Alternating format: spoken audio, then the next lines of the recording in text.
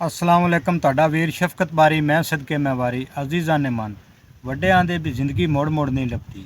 ਆ ਇੱਕ ਜਾਨ ਹੋਰ ਜ਼ਾਇਆ ਹੋ ਗਈ। ਇਲੈਕਸ਼ਨ ਦੇ ਨਾ ਇਸ਼ਤਿਹਾਰ ਤੇ ਪੋਸਟਰ ਉਹ ਲਾਉਂਦਿਆਂ ਹੋਇਆਂ ਚਲੋ ਆ ਦੀਵਾਰਾਂ ਤੇ ਚੌਕਾਂ ਚੁਰਾਹਿਆਂ ਦੁਕਾਨਾਂ ਤੇ ਤਾਂ ਲਾਉਣਾ ਠੀਕ ਹੈ ਨਾ, ਤੇ ਉਹ ਗਲਤੀ ਨਾਲ ਵਿਚਾਰਾ ਨੌਜਵਾਨ ਬੰਦਾ ਸੀ, ਉਹ ਆ ਬਿਜਲੀ ਵਾਲੇ ਖੰਭੇ ਤੇ ਲਾਉਂਦਾ ਪਿਆ ਸੀ ਉਹ ਪੋਸਟਰ।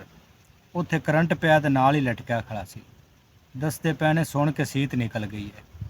ਬੱਚਿਆਂ ਦੀ ਰੋਜ਼ੀ ਕਮਾਣੀ ਤੇ ਪੈਸਾ ਕਮਾਉਣਾ ਹਰ ਬੰਦੇ ਦੀ ਲੋੜ ਹੈ, ਪਰ ਮੈਂ ਤੁਹਾਨੂੰ ਦੱਸਾਂ ਜ਼ਿੰਦਗੀ ਬੜੀ ਕੀਮਤੀ ਹੈ। ਇਹ ਅਹਿਸਾਸ ਰਾਸ਼ਨ ਪ੍ਰੋਗਰਾਮ ਦੇ ਤਹਿਤ ਦੱਸਦੇ ਪਏ ਨੇ ਵੀ ਉਹ ਦਰਖਾਸਤਾਂ ਲੈਂਦੇ ਪਏ ਨੇ। ਅੱਗੇ ਵੀ ਗਰੀਬ ਗੁਰਬਾਂ ਨੂੰ ਉਹਨਾਂ ਪੈਸੇ ਦਿੱਤੇ ਸੀ, ਹੁਣ ਮੁੜ ਪਿਆਂਦੇ ਨੇ ਵੀ 31 ਤਰੀਕ ਜਿਹੜੀ ਜਨਵਰੀ ਹੈ ਨਾ ਉਹ ਆਖਰੀ ਹੈ। ਤੋ ਇਹ ਸੁਣਾਈ ਦੇ ਵਿੱਚ ਉਹ 20,000 ਰੁਪਈਆ ਦਿੰਦੇ ਪਏ ਨੇ, ਤੇ ਬੜਾ ਹੈ 20,000 ਰੁਪਈਆ। ਦੱਸਦੇ ਪੈਣ ਵੀ 10 ਲੱਖ ਤੋਂ ਉੱਤੇ ਗਰੀਬਾਂ ਨੂੰ ਇਹ ਨਾ ਅਹਿਸਾਸ ਰਾਸ਼ਨ ਪ੍ਰੋਗਰਾਮ ਦੇ ਜ਼ਰੀਏ ਇਹ 20,000 ਦੇਣਾ ਹੈ। ਤੇ ਜਿਹੜਾ ਵੇਲਾ ਕੁ ਸੌਖਾ ਹੁੰਦਾ ਹੈ ਉਹਦੇ ਵਿੱਚ ਤਾਂ ਮੁੜ ਸਾਰੇ ਹੀ ਪੁੱਛਦੇ ਨੇ।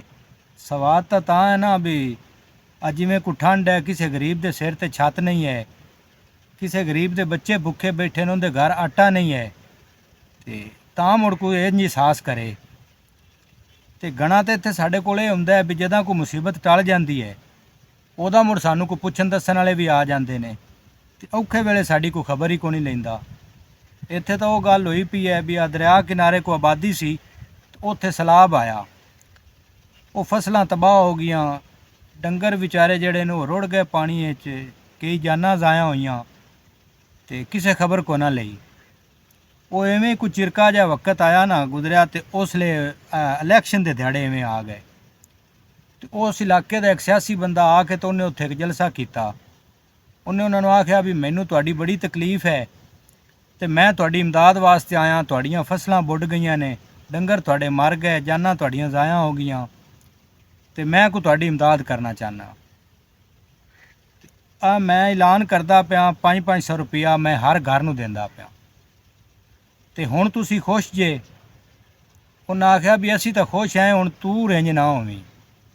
ਉਹਨਾਂ ਉਹਦੇ 'ਚ 100 ਰੁਪਇਆ ਹੋਰ ਪਾ ਕੇ ਤੇ ਉਹਨੂੰ ਦਿੱਤਾ। ਉਹ ਆਂਦਾ ਵੀ ਇਹ ਕੀ?